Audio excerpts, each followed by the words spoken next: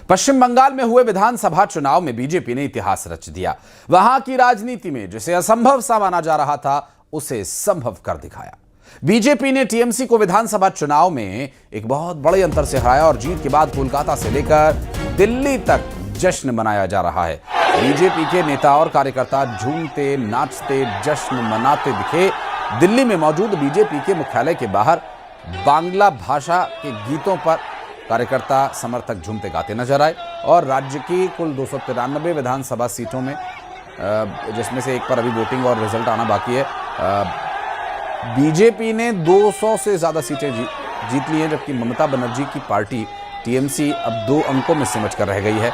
उनका किला बीते कई सालों से अभेद्य माना जा रहा था, लेकिन बीजेपी ने उसे न सिर्फ भेदा बल्कि पूरी तरह से ढहा दिया। पश्चिम बंगाल में लेफ्ट पार्टी के 3 दशकों की सत्ता को हटाकर ममता बनर्जी पश्चिम बंगाल की गद्दी पर आसीन हुई थी। 3 बार के विधानसभा चुनाव में उन्होंने किसी को चुनौती पेश तक नहीं करने दी, लेकिन इस बार के चुनाव में बीजेपी ने उसे पलट कर रख दिया। टीएमसी को सत्ता से न सिर्फ बाहर किया बल्कि पश्चिम बंगाल में कमल खिलाकर एक नया इतिहास बनाया है।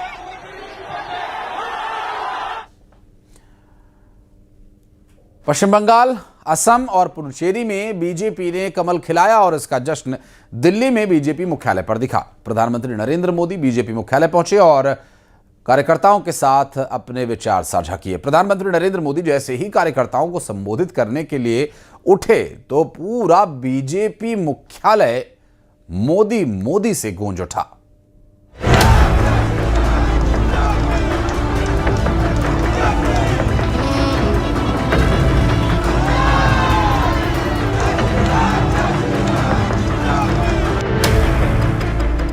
बंगाल, असम, पुडुचेरी में बीजेपी का कमल खिल गया है और इसका जश्न दिल्ली में बीजेपी मुख्यालय पर दिखा।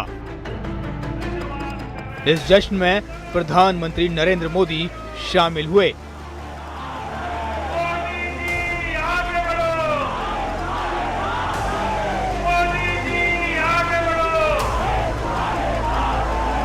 जैसे ही प्रधानमंत्री मोदी बीजेपी मुख्यालय पहुंचे, बीजेपी कार्यकर्ताओं और नेताओं ने जमकर नारेबाजी की। जोर शोर से पीएम मोदी का स्वागत किया गया।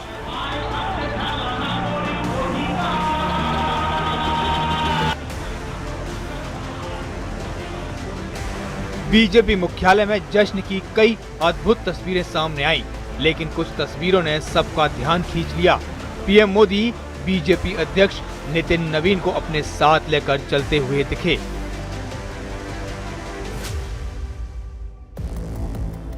यही नहीं, जब पीएम मोदी का नितिन नवीन माला पहनाकर स्वागत करते हैं, उस वक्त पीएम मोदी उस माला को नितिन नवीन को पहना देते हैं।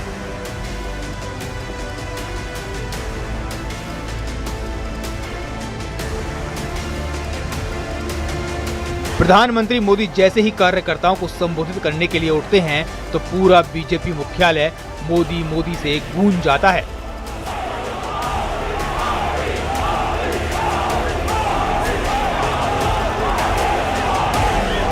भारत माता की। बीजेपी कार्यकर्ताओं को संबोधित करते हुए प्रधानमंत्री मोदी ने कहा, आपने कमाल कर दिया, आपने एक नया इतिहास लिख दिया है। बीजेपी के कोटि कोटि कार्यकर्ताओं का भी हृदय से अभिनंदन करता हूं।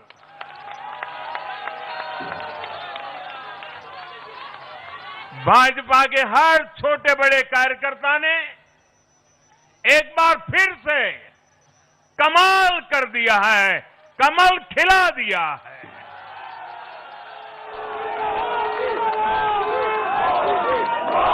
आपने नया इतिहास रच दिया है। पीएम मोदी। और मध्य प्रदेश में मौसम का मिजाज कुछ बदला हुआ नजर आ रहा है। 39 जिलों में तेज आंधी बारिश का अलर्ट जारी किया गया। आंधी और बारिश के साथ ओले गिरने की भी आशंका जताई जा रही है। 4 दिन तक कई हिस्सों में बारिश की आशंका जताई जा रही है। 60 किलोमीटर प्रति घंटा की रफ्तार से अधिक गति से हवाएं चलने की भी आशंका है।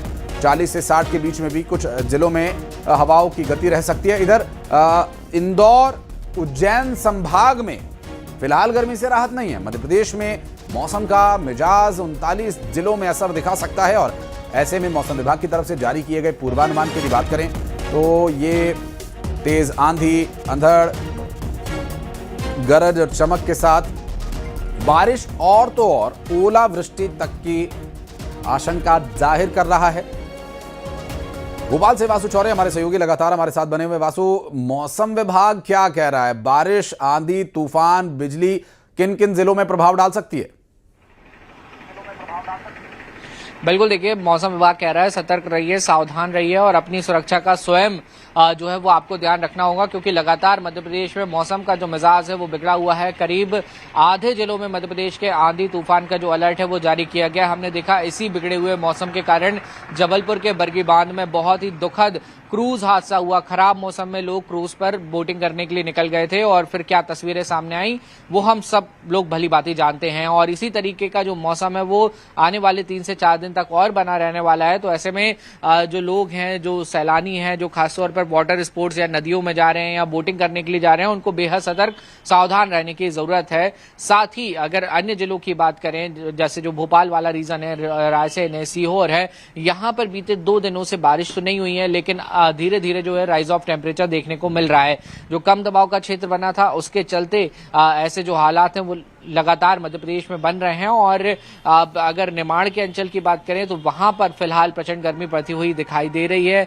अन्य जो जिले हैं वहां पे भी अब धीरे धीरे राइज ऑफ टेम्परेचर शुरू होगा, क्योंकि ये जो पूरा सिस्टम आशीष बना हुआ है ये 3 से 4 दिन बाद कमजोर पड़ जाएगा और फिर से मध्य प्रदेश के जो जिलों में लू का अलर्ट जारी किया गया है। लू चलने की जो संभावना है जो व्यक्त की जा रही है और गर्मी ने पिछले सप्ताह का समय अगर छोड़ दें उसके पहले जिस तरीके से रिकॉर्ड तोड़ आग बसी है, तो वैसा ही मौसम जो है उससे लोगों को 2-4 होना पड़ेगा और इसका असर भी देखने को मिल रहा है। ये बीते 2 दिन से वहां पर असर दिखा भी रहा है। वासु, आप नजर बनाए रखिएगा, आगे डिटेल्स लेने के लिए फिर हम आपके पास लौटेंगे। और मौसम की इस जबरदस्त बदलाव की बात करें तो भीषण गर्मी झेल रहे लोगों को बारिश से राहत तो मिली है, लेकिन ये राहत किसानों के लिए आफत बनकर आई है। सतना, मैहर, रीवा सहित विंध्य के कई जिलों में अचानक आए तूफान ने, ओलावृष्टि और बारिश ने जमकर तबाही मचाई। कई क्षेत्रों में तो बड़े आकार के ओले भी गिरे, जिससे फसलों को भारी नुकसान पहुंचा। तो वहीं समर्थन मूल्य पर बेचने के लिए लाया गया किसानों का गेहूं खुले में जिस तरह भीगा, भारी नुकसान यहां पर हो सकता है। तेज आंधी की वजह से कई जगह पर पेड़ उखड़ने, बिजली के खंभे गिर जाने जैसी भी सूचनाएं प्राप्त हुई हैं। घंटों बिजली की आपूर्ति बाधित रही है। सब्जी की खेती करने वाले किसानों की मेहनत पर भी पानी और ओला फिर गया।